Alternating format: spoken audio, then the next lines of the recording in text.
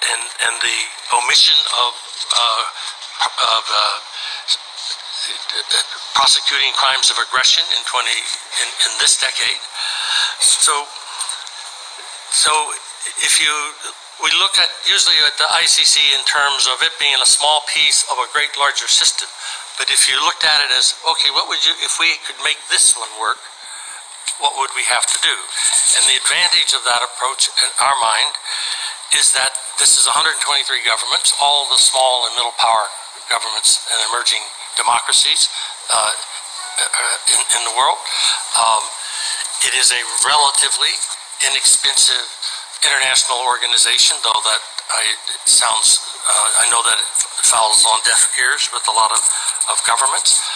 But the Assembly fights every year over 4 or 5 million euros, which is insane when you're spending hundreds of millions and billions of euros and dollars on humanitarian and peacekeeping and other issues. So this is a group, the Assembly of State Parties, and especially as it expands to 130, 140 state parties, that could truly become the vortex of the international community, achieving many of its most crucial goals to implement the Charter, to saving future generations from the scourges and the crimes of war and from aggression. The Coalition for the International Criminal Court, over 2,500 NGOs in 150 countries around the world, are dedicated to serving you in achieving this goal during this next 20 years. Thank you very much.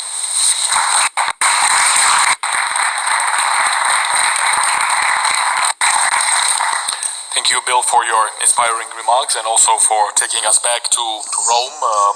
We could feel really the heat and the travel to 1998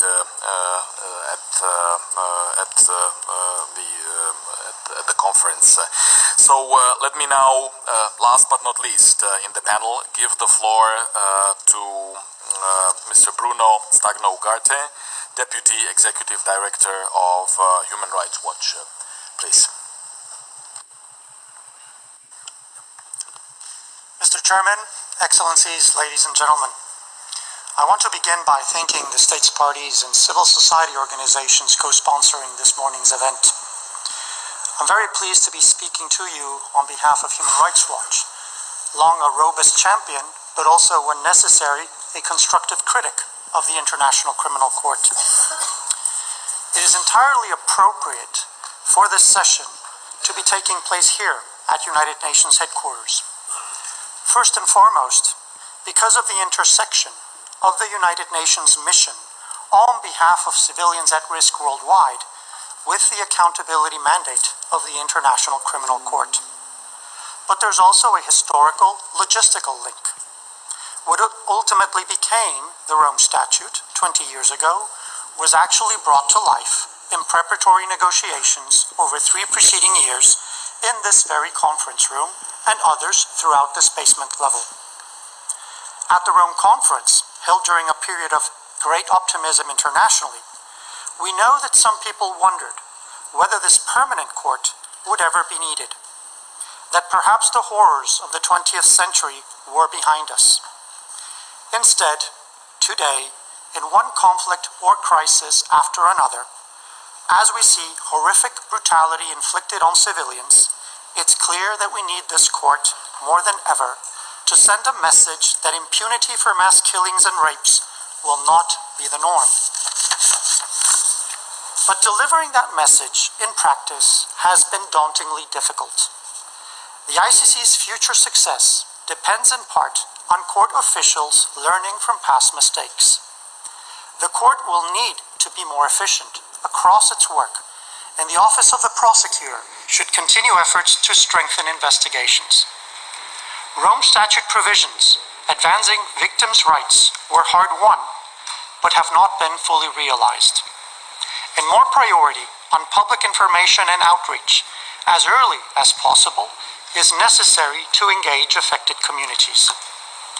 The truest measure of this court's legitimacy is rooted in the communities most affected by the crimes, its key stakeholders. If lost, it will be difficult to regain. But to an even larger degree, as a former president of the Assembly of States Parties, I can tell you that the ICC cannot succeed without the consistent and determined backing of its states parties. It was the singular determination of a cadre of like-minded state officials, some of whom are here today, that contributed to the creation of the International Criminal Court. Innovative diplomacy has carried the court forward in the face of opposition. When it faced efforts by the United States government to derail it between 2002 and 2005, as well as in resisting self-serving calls for mass withdrawal. For as long as the court is fulfilling its mandate, rest assured, it will still stir fierce opposition from those opposed to accountability. It is clear that states will need to be prepared to speak frankly and firmly to protect this court's independence.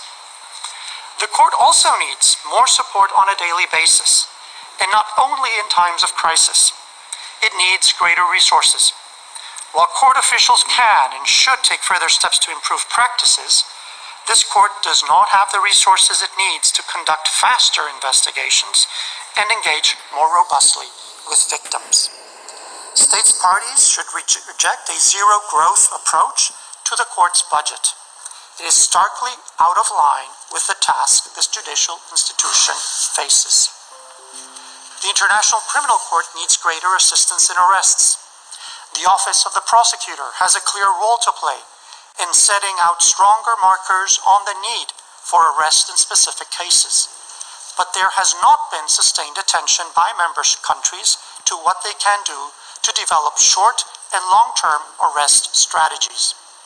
These are just a few areas where greater support can make the difference. Our discussion today comes less than 2 weeks after the Security Council area formula debate on the relationship between the Security Council and the ICC. We salute the Netherlands for taking this important initiative during the Swedish Presidency Council. The July 6th session was the first debate on the crucial intersection between the Council and the Court in 6 years. While there are those on the Council who fear accountability and convey that apprehension with strong opposition, it is evident from the debate 11 days ago that the great majority of UN member states intervening not only want more such discussions, but want changes in this important but flawed relationship. The risks to the court's mandate are higher today than ever. International institutions set up to protect human rights are under threat, and the stakes are also higher. Let's not forget what has been achieved. The Rome Statute set up a system, and let me repeat that, a system for justice. It is not only a single court. The demand for accountability represented by the achievement of Rome has been a catalyst for countless other justice efforts, including, as was already cited, the creation of the International Impartial and Independent Mechanism for Syria, established by the General Assembly in the face of consistent blockage within the Security Council, through vetoes that have come at a horrific high price for the people of Syria. Finally, when we campaigned for this court, we believed we were building a system to ensure that the most basic values, equality, dignity, justice, would be better served. In these difficult times, it is most important than ever to keep our eyes on that prize. Thank you.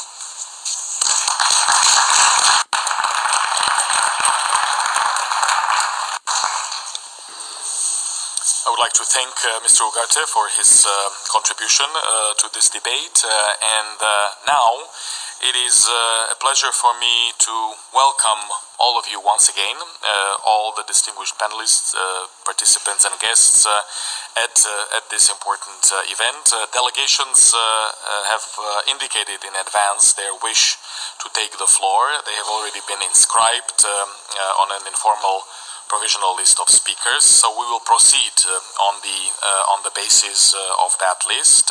Before opening the floor to delegations, I would like to kindly request all speakers to stick to the time limit. As you know, it is always important in our events to be able to manage the time. So I would really like to ask delegations to, if possible, stick to 2 minutes in their interventions so that we can really manage the list of speakers as we currently have it. I have 37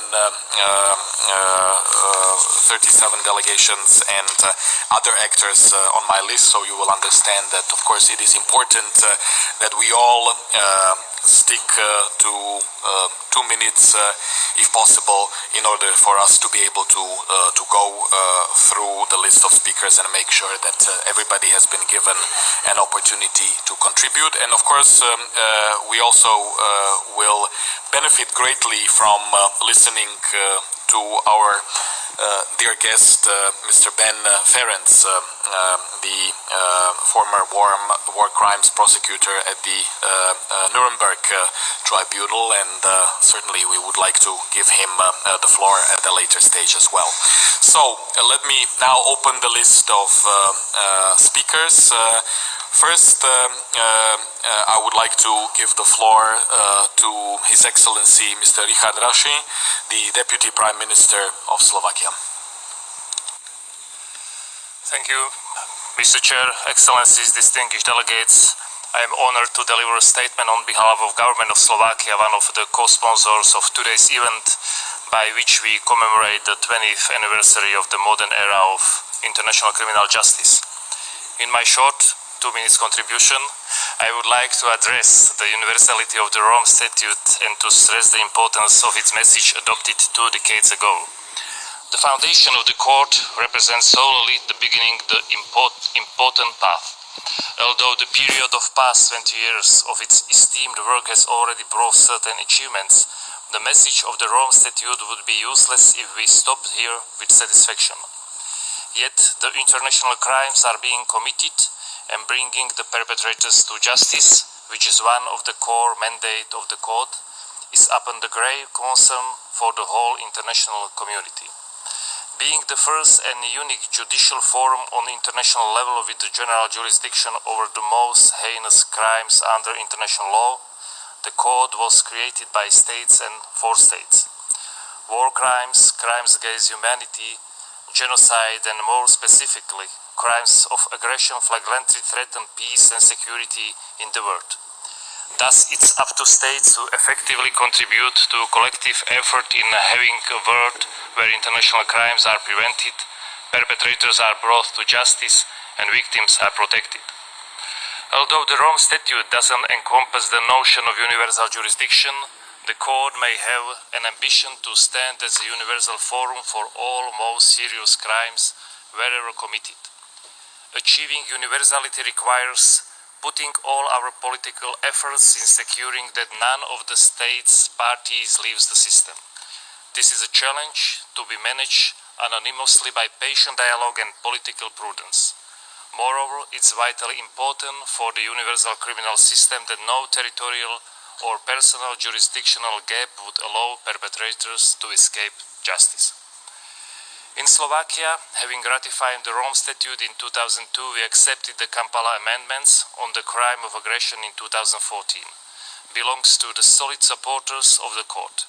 I strongly wish that my country could inspire other non-participating states to join the Rome Statute.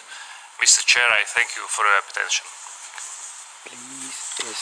I thank His Excellency Mr. Richard Raši, the Deputy Prime Minister of Slovakia. And next, I would like to give the floor to Andorra, Her Excellency Ms. Maria Bach-Font, the Foreign Minister. Please. Thank you, Mr. Chairman, Ministers, Excellencies, ladies and gentlemen. At the outset, I would like to thank Liechtenstein, Minister Aurélien Afrique, and the organizers, member states and entities for convening this important event, and the members of the panel for their presentations. The establishment of the International Criminal Court 20 years ago was a historic breakthrough when states, after the committing of mass atrocities around the world, decided to create an institution capable of do away with the impunity of the perpetrators of the most serious crimes. Andorra attaches particular importance to the court and has supported it since its conception, being among the country's signatories of the Rome Statute in 1998. Today, we celebrate the 20th anniversary of the adoption of the Rome Statute, and it is the perfect opportunity to reaffirm our strong support to the ICC. Andorra is convinced that the court is vital to support and to promote the universality of the Rome Statute. The cooperation that exists between the ICC and Andorra, particularly through the financial contribution to the Trust Fund for Victims since 2008,